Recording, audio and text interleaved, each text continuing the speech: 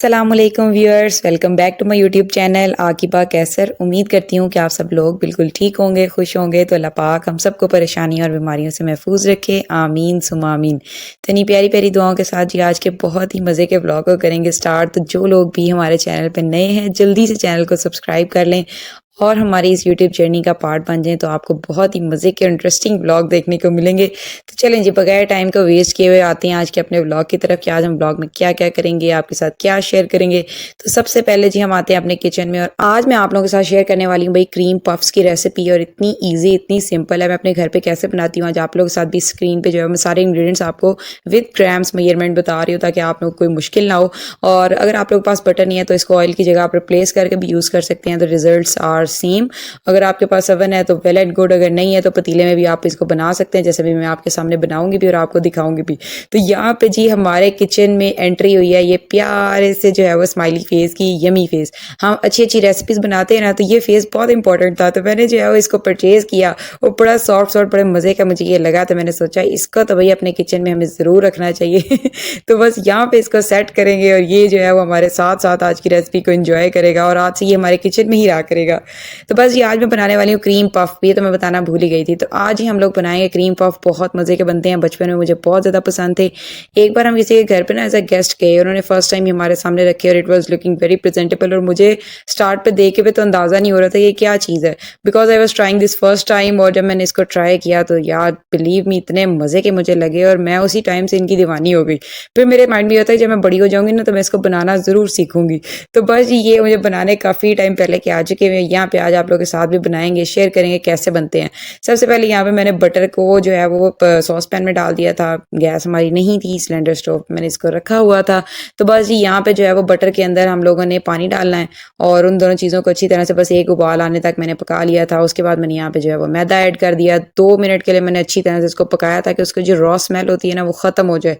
उसके बाद मैं यहाँ पे उतार के ले आई हूँ, इसको मैंने शिफ्ट कर दिया और अब मैं बाउल के अंदर इसको शिफ्ट कर दूंगी ताकि ये जो है ना वो थोड़ा सा टेम्परेचर इसका डाउन हो जाए, क्योंकि अगर गरम गरम के अंदर ही मैं एग्स ऐड कर दूंगी तो फिर जो है ना वो एग्स क्रम्बल हो जाएंगे, बिल्कुल उनका टेस्ट जो है ना वो टेक्सचर ख़राब हो जाएगा। तो बस अभी तो बहुत ज़्यादा गर्म था, इसको थोड़ा सा रूम टेम्परेचर पे आने देंगे, इसका वेट करेंगे ताकि ये थोड़ा सा जो है वो ठंडा हो जाए। इतना कि हम जब इसमें फिंगर डिप करें ना तो वो बर्दाश्त करे इस टेम्परेचर को। तो बस इतना सा ठंडा करना है, ज़्यादा ठंडा नहीं कर देना, otherwise it will become so chewy and so crispy. तो इस बात का जी ध्यान रखेंगे। बस मैं आपको दिखा रही हूँ कि इस तरह की कुछ डो होगी, बड़े मज़े के बनते हैं ये। आप लोग मुझे कमेंट्स में ज़रूर बताइएगा आप लोगों को ये पसंद है या नहीं। मुझे ये पर्सनली बहुत ज़्यादा पसंद है और मैं बहुत शौक से खाती हूँ और मेरे घर वालों को, मेरे बच्चों को भी ये बहुत पसंद है। तो बस यहाँ पे मैंने जो है वो 2 एग्स यूज़ किए हैं और ये स्माइली फेस आपको दिखा रही हूँ। बार बार नई चीज़ ऐड हुई है ना किचन में, तो आपको और भी बड़ी बड़ी नई नई चीज़ें जो है वो ऐड होती हुई मिलेंगी। जैसे जैसे व्लॉग्स में गुजरते जाएगा ना ये बैकग्राउंड थोड़ा सा मैं चेंज करूँगी। काफ़ी लोग जो है बैकग्राउंड से भी बोर हो चुके हैं। मैं खुद इन गुलदस्तों से, इन फूलदान कुछ भी कह लें, इनसे मैं खुद बड़ा तंग आ गई हुई हूँ। तो खैर इनको मैं करूँगी चेंज, थोड़ा सा बैकग्राउंड के अंदर थोड़ी सी और जो है ना वो लेके आएंगे इन्हेंसमेंट। बस यहाँ पे जी हमारी डो अच्छी तरह से ठंडी हो गई थी, मैंने इसको यहाँ पे चेक किया। उसके बाद इसके अंदर एग्स को क्रैक करेंगे, बाउल में ऐड करते जाएंगे वन बाय वन। पहले तो एक एग आपने जो है वो पूरा ऐड कर देना है इसके अंदर, क्योंकि इसकी डो की जो एक इंपॉर्टेंट टिप है ना वो यही है कि आपने बहुत ज़्यादा ख्याल रखना है इसकी कंसिस्टेंसी का। ना तो ये बहुत ज़्यादा हार्ड होनी चाहिए, ना ये बहुत ज़्यादा पतली होनी चाहिए, यानी रनी कंसिस्टेंसी में होनी चाहिए, नॉर्मल शेप होनी चाहिए, मतलब इसकी जो है ना वो रबर लाइक कंसिस्टेंसी होनी चाहिए। तो बस यहाँ पे मैं भी आपको दिखा भी रही हूँ। बस मैंने अच्छी तरह से एग को डाल के इसमें बीट कर दिया था। सारी चीज़ें जब वेल कंबाइन होगी तो मैंने दूसरा एग था ना वो इस तरह से अलग बाउल में क्रैक करके उसको अच्छी तरह से मिक्स कर दिया था और थोड़ा थोड़ा करके मैं इसमें ऐड करूंगी। और यहाँ पे हानी भी आ चुकी हुई है एज यूजुअल। इलेक्ट्रिक मिक्सर की आवाज़ आती है ना हानी को, तो हानी भाग के आती है कि मम्मा पता नहीं क्या बनाने लगी हैं। तो हानी आज बहुत ज़्यादा एक्साइटेड थी। तो यहाँ पे मैं आपको भी कंसिस्टेंसी साथ साथ दिखा भी रही हूँ कि इसी तरह की होनी चाहिए। अगर तो ज़्यादा ही फ्लोई कंसिस्टेंसी हो जाएगी ना तो वो शेप होल्ड नहीं कर सकेंगे क्रीम पफ्स, बहुत ज़्यादा वो फ्लैट हो जाएंगे, वो उसी तरह राइज नहीं होंगे, उनके अंदर जो है वो एयर बबल्स नहीं बनेंगे। और जब आप उसको उसके अंदर क्रीम को फिल करने लगेंगे ना तो वो क्रीम बिल्कुल भी उसके अंदर नहीं फिल होगी, क्योंकि वो चिपटे से हो जाएंगे बिल्कुल। तो यहाँ पे जी इस तरह से कंसिस्टेंसी होनी चाहिए। यहाँ पे इसको बना के एक साइड पे रख देंगे और यहाँ पे इसको स्विच को ऑफ करेंगे, इसको तार के एक साइड पे रख लेंगे। आज के ब्लॉग में मैंने आप लोग बड़ी मज़े की बातें भी आज के ब्लॉग में मैंने आप लोगों के साथ शेयर करनी है। तो जिन लोगों को अभी तक का ब्लॉग अच्छा लग रहा है वो जल्दी से चैनल को सब्सक्राइब करें और वीडियो को एक लाइक लाजमी करें। और आप लोग कमेंट्स नहीं करते, कमेंट्स करके लाजमी बताया करें कि आपको कौन सी नई चीज़ जो है वो मैं ट्राई करूँ या अपने चैनल पे बनाऊँ, ताकि आप लोगों को भी देखने में मज़ा आए। बस यहाँ पे जो है वो पाइपिंग बैग में ले आई थी कप के अंदर, उसको मैंने सेट किया और जो अभी हम लोगों ने डो या मिक्सचर या कुछ भी कह ले बनाया था उसको अच्छी तरह से इसके अंदर मैंने शिफ्ट कर दिया। और उसके बाद इसकी जो है वो हम क्रीम पफ्स की शेप दे देंगे। बहुत ईज़ी है, बहुत ईज़ी पीज़ी सिंपल सी है। कुछ टिप्स एंड ट्रिक्स हैं जिनको माइंड में रखते हुए इनको बनाना पड़ता है, अदरवाइज़ ये बहुत ईज़ी और बहुत सिंपल है और टी टाइम पे बड़े मज़े के लगते हैं। अगर कोई गेस्ट आ जाए तो उसके लिए भी बहुत मज़े की चीज़ है। आप लोग अपने घरों में बना के इसको 2-3 दिन स्टोर भी कर सकते हैं फ्रिज में और इसको एन्जॉय कर सकते हैं। तो बस जी हमारे घर तो बनते जाते हैं और ख़त्म होते जाते हैं। बाकी it's totally up to you. बस जी आप इस तरह से जो है हमने छोटी-छोटी बॉल्स इसकी बना लेनी है और इसके अंदर जो है वो बैटर का ख़ास ध्यान रखना है। बहुत ज़्यादा रनी कंसिस्टेंसी नहीं चाहिए, मैं बार-बार बता रही हूँ, otherwise it will become flat. और ये मैंने आपको दिखा दिया है। मेरे पास प्लेट का साइज़ थोड़ा छोटा था, अगर आप लोगों के पास ज़रा बड़े साइज़ की प्लेट है या आप ओवन में बना रहे हैं तो आप लोगों ने ईज़िली एक ही बैच आपका मतलब बन जाएगा। और ओवन में बनाते हुए एक बात का ख़्याल आप लोगों ने रखना है कि ओवन में इसको हमेशा 190 डिग्रीज़ पे बेक करना है, क्योंकि ये जो क्रीम पफ्स होते हैं ना, ये हाई फ्लेम पे बेक होते हैं, तो तभी इनके अंदर जो पफीनेस आती है या जो इनकी एरिक टेक्सचर आता है ना, वो तभी आता है। तो बस जी इनको बेक होने के लिए रख दिया और अब आते हैं हम अपने मेन टॉपिक की तरफ। ये ट्रेन मैं अब आप लोगों को क्यों दिखा रही हूँ, आप लोगों के माइंड में बड़े क्वेश्चन आ रहे होंगे, तो चलें जी वन बाय वन उनका आंसर करते हैं। सबसे पहले तो ये हानी का एक टॉय था, इसको देख के मेरे माइंड में बहुत सारी चीज़ें आ रही थी। मतलब आप लोग इसको चलता हुआ देखें कि एक इंजन के बगैर ट्रेन कुछ भी नहीं है। अगर इंजन उसका सही काम कर रहा है ना, तो तभी वो उसकी जो दूसरे कंपार्टमेंट्स हैं उनको साथ लेके चल रहा है। यहाँ देखें कि अगर वो रुक गया है ना, तो सारी की सारी ट्रेन रुक जाएगी। इसी तरह हमारे घर के जो है वो सरबराह भी होते हैं, हमारे घर के जो है वो मुखिया होते हैं, जो फादर्स भी हो सकते हैं, हस्बैंड भी हो सकते हैं। उनके घर पे, उनके सर पे जो है ना वो पूरा घर चल रहा है। अगर वो रुक जाएंगे ना तो पूरा घर रुक जाएगा। वो आपकी घर की बुनियाद है। या आप अगर आपको कंस्ट्रक्शन का काम करते हैं ना या थोड़ा बहुत उसके बारे में जानते होंगे, तो जिस घर की बुनियाद स्ट्रांग होती है ना, उस घर के ऊपर जो स्ट्रक्चर हमने बनाना होता है ना, वो बहुत ज़्यादा लंबे अरसे के लिए स्टेबल रहता है। उसको कोई आंधी तूफान जो है वो हिला नहीं सकता, उसकी बुनियाद को खोखला नहीं कर सकता, उस मकान को गिरा नहीं सकता। इसी तरह अगर उस घर की बुनियाद ही स्ट्रांग नहीं होगी तो बाहर से आने वाली जो हवाएं होंगी और जो आंधी तूफान होगा ना, वो उस घर को ईजिली बर्बाद कर देगा और तोड़ देगा। तो घर की बुनियाद का स्ट्रांग होना बहुत ज़रूरी है और जिस घर की बुनियाद ही मजबूत ना हो तो वो घर कैसे चल सकता है, वो ज़रूर एक ना एक दिन बिखरेगा ही बिखरेगा। तो ये सारी रिस्पॉन्सिबिलिटी होती है उन लोगों के ऊपर जो घर को चला रहे होते हैं।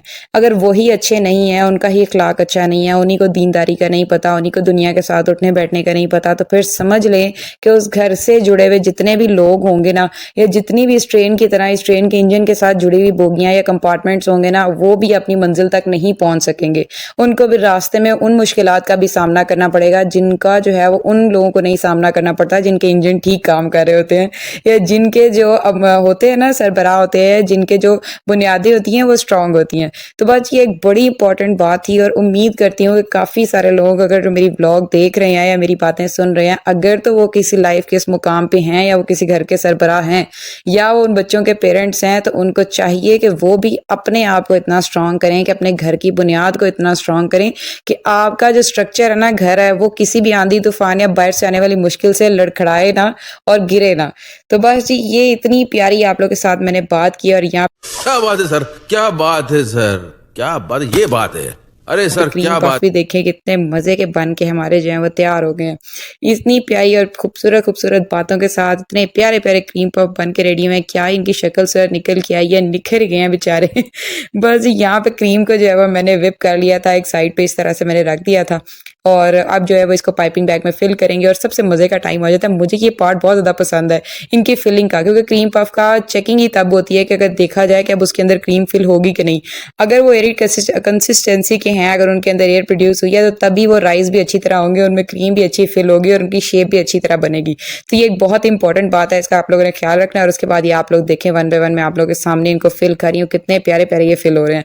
अब कई लोगों को बगैर चॉकलेट के ये पसंद होते हैं, कई लोग इसके ऊपर चॉकलेट कोटिंग करते हैं, तो मुझे तो तो बहुत पसंद है। बाकी फूफो जो है वो चॉकलेट नहीं खाती है, अंकल को भी चॉकलेट नहीं पसंद, तो उनके लिए मैंने सेपरेट थोड़े से निकाल दिए थे और बाकी मैं, हानी और हम लोग जो है वो इनके लिए चॉकलेट वाले हम लोगों ने बनाया, वो भी मैं अभी आपको दिखाऊंगी। और ये चॉकलेट सॉस मैंने आपको बनाना बताया, आज मैंने दोबारा से बनाया, वो तो हमारा खैर खत्म हो चुका हुआ था, तो दोबारा आज मैंने नया बनाया। तो इसकी रेसिपी मैंने आपके साथ शेयर नहीं की क्योंकि पहले मैं कर चुकी हूँ। अगर आप लोगों ने वो व्लॉग नहीं देखा तो वो केकी ब्राउनी वाला आप लोग व्लॉग देखें, उसमें मैंने आपको बनाना बताया हुआ, बहुत मजे का बनता है।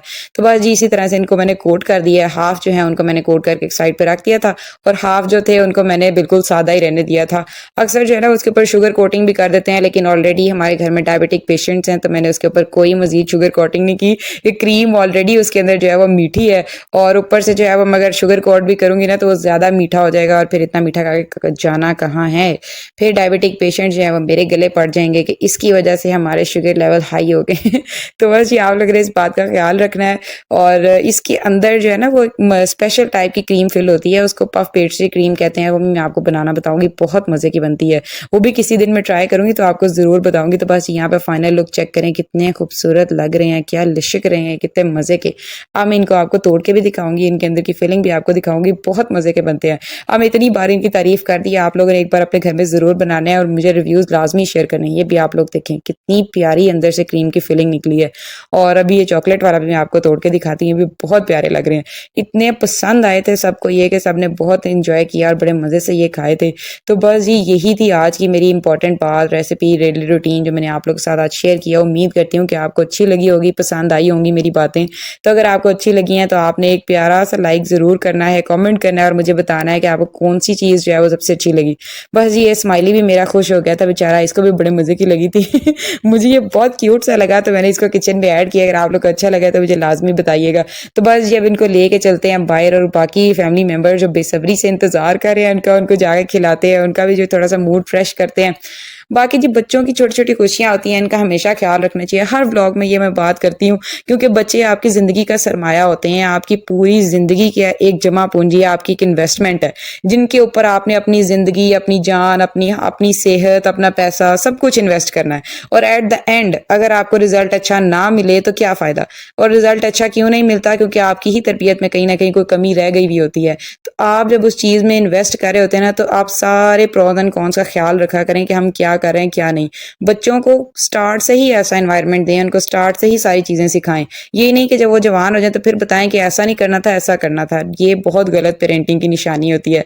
तो अपने बच्चों को स्टार्ट से ही अपने साथ रहने का, अपने माहौल का, अपनी नेचर का आदी बनाएं ताकि उनको पता चले कि हमारे पेरेंट्स किस नेचर के, हमने उनके साथ कैसे डील करना है। तो बस जी यहाँ पे हानि को भी बहुत पसंद आए, पुप्पो को भी बहुत पसंद आया और मुझे इस बात की बहुत खुशी हुई।